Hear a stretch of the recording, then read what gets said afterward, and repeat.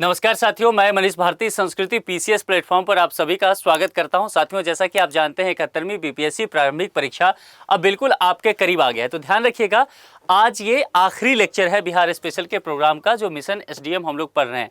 अब देखिए, आज जैसा कि आप लोग कह रहे थे कि जो आयोग वगैरह है उसका इकट्ठे बात कर लिया जाए, तो इस लेक्चर में बिहार राज्य के प्रमुख आयोग को लेकर के केवल हम चर्चा करेंगे। कुछ महत्वपूर्ण आयोग को लेकर के बात करूंगा, जिसमें से आप पीवाईक्यू देखेंगे तो इसी 4-5 में से प्रश्न हमेशा रहता है। तो यहां पर जितने भी आयोग के विषय में आपको बता रहा हूं, बहुत ध्यान से नोट करके रख लीजिएगा, यहीं से प्रश्न रहेगा। ज्यादा चांसेस 90% चांस मान के चलिए कि प्रश्न यहां से रहेगा, बाहर नहीं रहेगा। तो इतना को एक बार देख लेना है एग्जाम में जाने से पहले। अब देखिए, सबसे पहले बिहार मानवाधिकार आयोग, ये जो ह्यूमन राइट्स वगैरह की बात की जाती है, सबसे ज्यादा प्रश्न यहीं से पूछे जाते हैं। अब यहां पर बिहार राज्य से संबंधित है, तो बिहार मानवाधिकार आयोग की स्थापना को लेकर के पहले भी पीसीएस में प्रश्न पूछा जा चुका है। और अगर बीपीएससी देने जा रहे हैं तो फैक्ट से आप नहीं भाग सकते, आप सब जान रहे हैं। तो 3 जनवरी 2000 ईस्वी को किया गया था, लेकिन इसका पुनर्गठन भी होता, और यह भी प्रश्न आ चुका है। इसके पुनर्गठन की जब बात की गई तो यह 25 जून 2008 को किया गया, इंपॉर्टेंट है। और इसके पहले अध्यक्ष न्यायमूर्ति एसएन झा। इस आयोग का उद्देश्य क्या है? राज्य में मानवाधिकार जो हैं उसके संरक्षण का कार्य करना, यानी कि जो ह्यूमन राइट्स हैं उसका किस तरह से संरक्षण किया जाए। यह भी ध्यान देना है कि यह आयोग जो है वैसे कानूनों पर अपना विचार देता है जिनमें मानवाधिकार हनन की कोई प्रवृत्ति सामने आई हो। तो अगर यह भी पूछा जाता है कि क्या ये आयोग कुछ सुझाव भी देता है, विचार देता है, और किस तरीके का, तो आपको पता होना चाहिए। अब नियुक्ति को लेकर के सबसे पहले बात कर लेते हैं, क्योंकि सबसे ज्यादा प्रश्न जो है वो यहीं से देखा जाता है। ये स्लाइड जो है, देखिए, बिहार मानवाधिकार आयोग के अध्यक्ष और सदस्यों की नियुक्ति दोनों की यहां पर समझ लीजिए। यह जो नियुक्ति है वह राज्यपाल के द्वारा की जाएगी, लेकिन ठहरना है, सीधे आगे नहीं बढ़ना है। यानी कि एक जवाब तो आपका यहां पर हो गया राज्यपाल के द्वारा, लेकिन प्रश्न को जरा सा कॉम्प्लेक्स बनाया जाए तो यह पूछा जा सकता है कि राज्यपाल के द्वारा कैसे। तो देखिए, एक समिति होता है, सबसे पहले वह समिति सिफारिश करती है, और जो सिफारिश वो समिति जितने लोगों का या जिनके नाम का सिफारिश करेगी उसको अध्यक्ष और सदस्य नियुक्त किया जाएगा। अब सबसे महत्वपूर्ण प्रश्न ये आता है कि फिर उस समिति में कौन कौन से लोग होते हैं, क्योंकि कुछ विकल्प दे देगा और फिर पूछ लेगा कि राज्यपाल को जो समिति नाम सिफारिश करती है उसमें कौन नहीं है या हैं। ठीक है, तो अब देखिए, सबसे पहले क्या है, मुख्यमंत्री जो अध्यक्ष के तौर पर होंगे, गृह मंत्री, इसके अलावा विधान परिषद के विपक्ष के नेता। अब ध्यान दीजिए, यह विधान परिषद क्यों लिखा हुआ साथियों? क्योंकि बिहार एक ऐसा राज्य है जहां पर विधानसभा के साथ विधान परिषद भी है ना। यानी कि हम जो पढ़ रखे हैं कि 6 राज्य ऐसे हैं इस देश में जिसमें विधान परिषद की व्यवस्था है, जिसमें एक बिहार भी है। विधानसभा में विपक्ष के नेता और विधानसभा अध्यक्ष, विधान परिषद के कौन होंगे? सभापति। तो जब भी विधानसभा की बात की जाएगी क्या होगा? अध्यक्ष, जैसे कि लोकसभा में, और जब भी विधान परिषद की बात की जाएगी क्या होगा? सभापति, जैसे कि राज्यसभा में। इस बात को बिल्कुल क्लियर रखिएगा, यहां पर कंफ्यूजन आपको नहीं होना चाहिए। अब कार्यकाल को लेकर के पहले भी प्रश्न पूछा जा चुका है। राज्य मानवाधिकार आयोग के अध्यक्ष और सदस्यों का कार्यकाल 5 साल या 70 साल की उम्र तक होता है, जो भी पहले अब ध्यान दीजिए, यहीं पर कंफ्यूजन होगा। यानी कि समझ लीजिए 70 साल तक की उम्र कहा गया। अगर कोई व्यक्ति 65 वर्ष के हैं और इस पद पर आते हैं तो 5 वर्ष पूरा करेंगे, 70 हो जाएगा, निकल जाएंगे। अगर 66 है तो 4 ही साल रह पाएंगे, क्योंकि 66 4 71 होगा, लेकिन 70 तक ही रहना है, तो 4 साल ही वो अपने कार्यकाल को एंजॉय कर पाएंगे। दूसरी बात, मान लीजिए अगर कोई व्यक्ति जो है यहां पर ऐसे रहते हैं कि वो 60 साल के ही हैं, तो 5 साल और रह सकते हैं, यानी कि 65 साल तक वो उम्र तोड़ जाएंगे।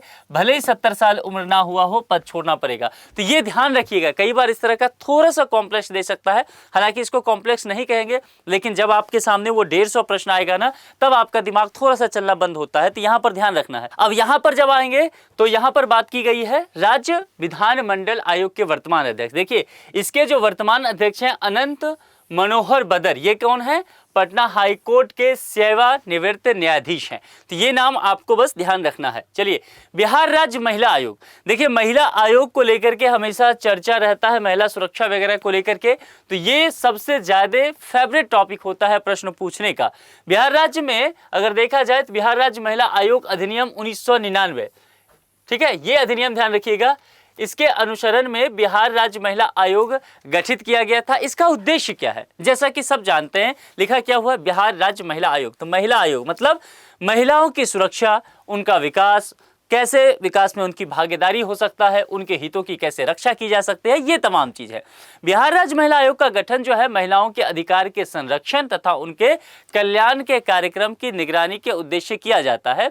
और दूसरी बात, महिला आयोग महिला के अधिकारों पर राज्य के विभिन्न जिलों में कार्यशाला वगैरह का आयोजन यहाँ पर करते हुए नजर आती है। अब चलिए यहाँ पर बात करते हैं बिहार राज्य महिला आयोग की वर्तमान अध्यक्ष को लेकर के। श्रीमती अप्सरा अब नहीं है इस पद पर, अभी जो है वो अश्वमेघ देवी है, ये अपडेट कर लीजिए, ठीक है, क्योंकि ऐसा ना हो जाए कि अब अपडेट ना करें। देखिए करंट अफेयर्स का इसीलिए इंपॉर्टेंस हो जाता है, ठीक है, तो ये अपडेट बस करके पढ़िएगा। चलिए आगे बढ़ते हैं।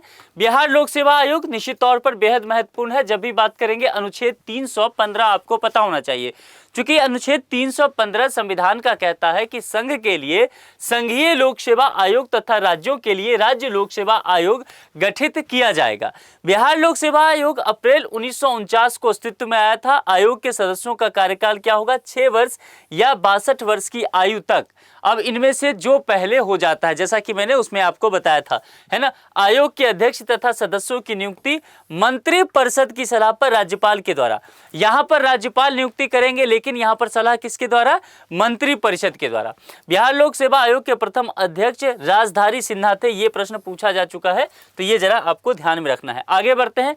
राज्य सूचना आयोग के विषय में, मुख्यालय हेडक्वार्टर कहां है, पटना में।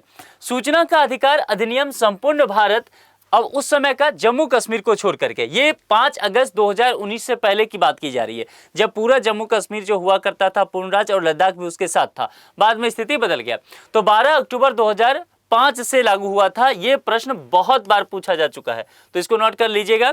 वैसे भी सूचना आयोग से बहुत ज्यादा प्रश्न पूछे जाते हैं, ठीक है। यहां पर बस ध्यान दीजिएगा कि उस वक्त के जम्मू कश्मीर में ये लागू नहीं हुआ था। इस अधिनियम का मुख्य कर्तव्य यह है कि लोकतांत्रिक शासन में सरकार और सरकारी मशीनरी जनता के प्रति जवाबदेह हो तथा सरकारी मशीनरी के क्रियाकलाप जो भी हो उसमें क्या हो सके, ट्रांसपेरेंसी आ सके, ठीक है। तो पारदर्शिता लाने की यहां पर बात की गई। अधिनियम की धारा 15 के अनुसार प्रत्येक राज्य सरकार को राज्य सूचना आयोग का गठन राज्य सरकार की अधिसूचना द्वारा 22 अगस्त 2005 को किया गया। धारा 15 के अनुसार कहा गया कि राज्य सूचना आयोग में राज्य मुख्य सूचना आयुक्त के अलावा राज्य सूचना आयुक्तों की संख्या 10 से अधिक नहीं होगी। किससे अधिक नहीं होगी, 10 से अधिक, ये पूछा जा सकता है। अब ध्यान दीजिए, मुख्य सूचना आयुक्त और राज्य सूचना आयुक्त के पद पर नियुक्ति के लिए सही पात्रता वही व्यक्ति रखते हैं जो सार्वजनिक जीवन में प्रतिष्ठित और उत्कृष्ट काम कर रहे हैं, जिन्हें जानकारी, ज्ञान, विधि, विज्ञान, तकनीक यानी कि विभिन्न क्षेत्र के एक्सपर्ट यदि होते हैं, मास मीडिया का भी कह सकते हैं, प्रशासन का, शासन का, तो ये सारे एक्सपर्ट किसी न किसी क्षेत्र के होने चाहिए। राज्य मुख्य सूचना आयुक्त 5 वर्षों की अवधि, ध्यान दीजिए, इनका भी अवधि अगर पूछा जाएगा तो 5 वर्षों की अवधि या 65 वर्ष की आयु जो भी पहले हो पद धारण करेंगे। और राज्य मुख्य सूचना आयुक्त का दर्जा केंद्रीय निर्वाचन आयोग के निर्वाचन आयुक्त के समकक्ष रखा गया है। तो ये आपको यहाँ पर ध्यान देना है।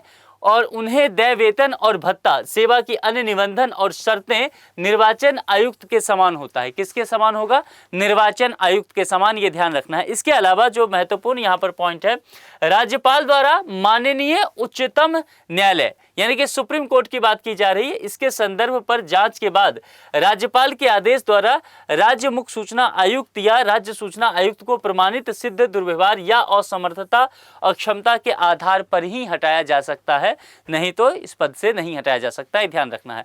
आगे जो एक बहुत चर्चा में रहा है आजकल, बिहार कर्मचारी चयन आयोग, चूंकि विवाद में रहा इसलिए जो भी संस्था थोड़ा सा विवाद वगैरह में रहता है वहां से प्रश्न पूछा जा सकता है। स्थापना 4 नवंबर 1975, इसमें एक अध्यक्ष एवं 2 अन्य सदस्य होते हैं। बिहार सरकार के प्रशासन के तहत प्रस्तावित विभिन्न पदों के लिए उम्मीदवारों की भर्ती के लिए भर्ती परीक्षा आयोजित करने के लिए इसको जिम्मेदारी दी गई है।